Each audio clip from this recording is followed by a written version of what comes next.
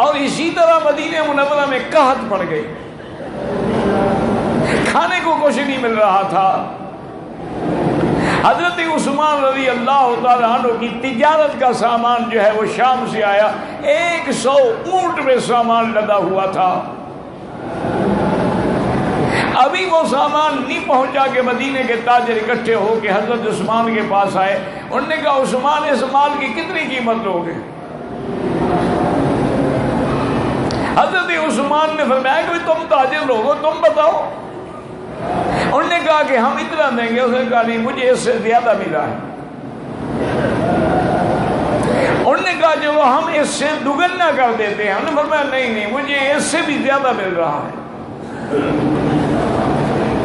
وہ تاجر بڑھاتے گئے 5 گنا قیمت کر دی۔ حضرت عثمان نے کہا بھی مجھے اس سے زیادہ مل رہا ہے، میں اپنا نقصان کیسے کر سکتا ہوں؟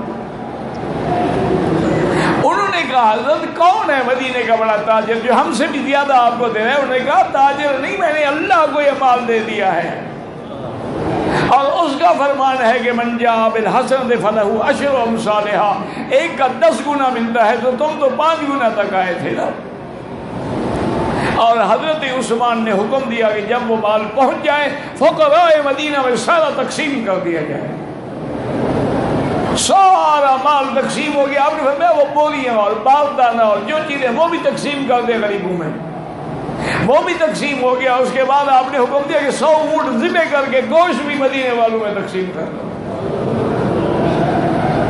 تو یہ شرف جو تھا یہ بھی سیدنا عثمان رضی اللہ تعالیٰ عنہ کو ملا کہ آپ کا مال جو تھا وہ ہر وقت مسلمانوں کی خدمت کے لیے گویا کہ وقف ہوتا تھا، اور اللہ نے آپ کو برکتیں بھی اتنی دی تھی کہ جس کا کوئی تصور بھی نہیں کر سکتا۔